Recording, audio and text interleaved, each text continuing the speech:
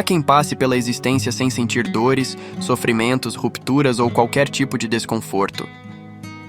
Para alguns filósofos, essa é uma percepção fatalista, pois nos sugere que a humanidade e tudo aquilo que vive está condenada ao sofrer.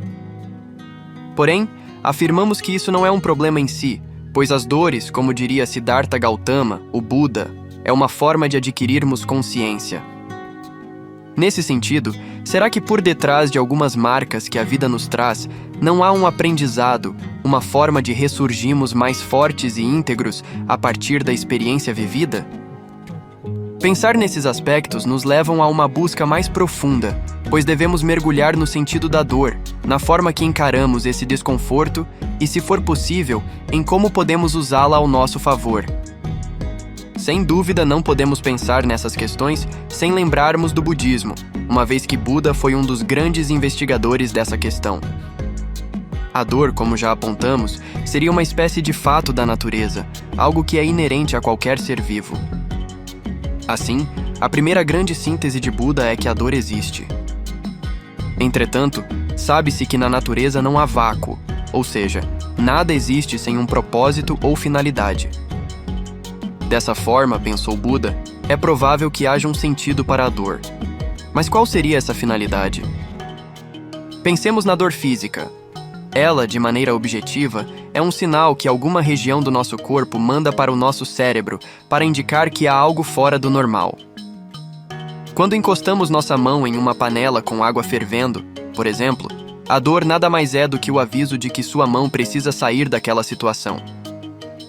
Logo, considerando esse aspecto físico, a dor nada mais é do que um aviso, um alerta, um sinal de que realmente precisamos colocar atenção sobre algum aspecto da nossa vida. Assim, quando ficamos tristes, a dor gerada pela melancolia deve ser encarada como um alerta de que não estamos sabendo lidar com alguma situação do mundo ou sensação. Correto? Esse ponto de vista nos leva a refletir que a dor é muito mais do que apenas o sofrimento por algo que nos aconteceu, mas a oportunidade de aprendermos com a experiência vivida e nos reposicionarmos, ou seja, tomarmos novas atitudes diante do que nos causou dor. Geralmente assumimos uma atitude paralisante perante as dores, principalmente as que têm origem psicológica, fazendo com que não possamos perceber a bela oportunidade de evolução que está à nossa frente. Ao invés disso, nos rendemos ao sofrimento e afundamos nos traumas e tristezas que estamos sentindo. Tal postura se assemelha a uma ferida física que, ao invés de tratarmos para cicatrizar, passamos a cutucá-la para que nunca possa ser fechada. Será que esse é o modo mais inteligente de lidarmos com a dor? Sobre esse assunto, a cultura japonesa tem uma tradição interessante e que pode ser muito útil em nossa vida prática.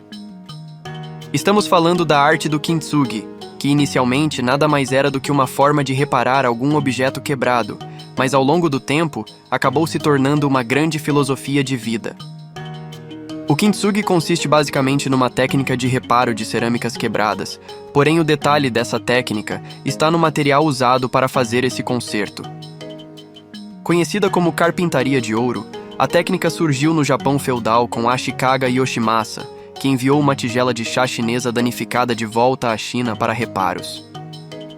Quando a tigela retornou, percebeu que os reparos tinham sido mal feitos e eram grosseiros.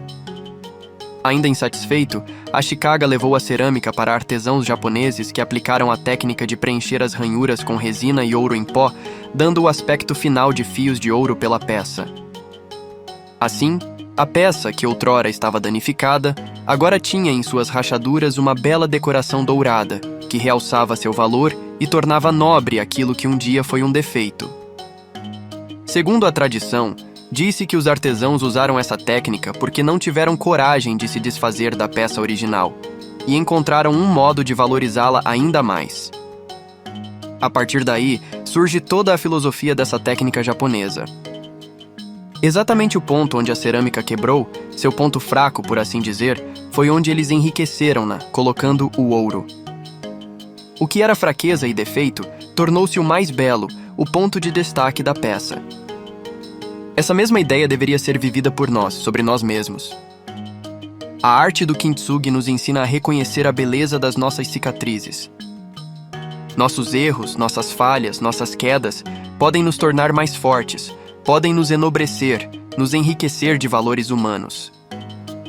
Se observarmos com sinceridade nossa trajetória, poderemos perceber que muitos momentos dolorosos serviram de impulso para chegar a um novo patamar em nossa existência. Por exemplo, um erro que cometemos e de que conseguimos nos redimir.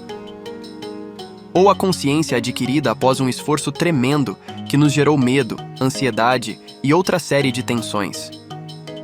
Nesse sentido, podemos entender que as cicatrizes que adquirimos ao longo do tempo podem ser um cofre de ouro, do qual ganhamos resiliência e outra série de virtudes a partir da superação da dor. Normalmente, no entanto, queremos esconder nossas marcas, não queremos que ninguém saiba o que passamos. Mas por que, se foi graças a esta marca que nos tornamos quem somos hoje? Os guerreiros espartanos e várias culturas guerreiras tinham o hábito de valorizar suas cicatrizes. Quanto maiores elas eram, mais se sabia sobre o tipo de guerreiro que estava ali. Ao falar de suas cicatrizes, não só resgatavam a memória de como elas foram adquiridas, da dor que sentiram no momento, mas também traziam à tona o ânimo e o impulso de sair em novos combates. Por isso, as famosas cicatrizes de guerra eram mostradas com tanto orgulho. A tradição também comenta que, dependendo do kintsugi, às vezes são necessários dias, até mesmo meses, para que a resina cole completamente a peça. E o mesmo acontece com nossas feridas. Após gerarem a dor, é preciso de um tempo para que se fechem, e o tempo ajuda no processo de superação. Nesse sentido, a grande filosofia dos japoneses foi justamente essa, e com isso podemos ver que algo tão simples pode se tornar uma reflexão sobre nós mesmos.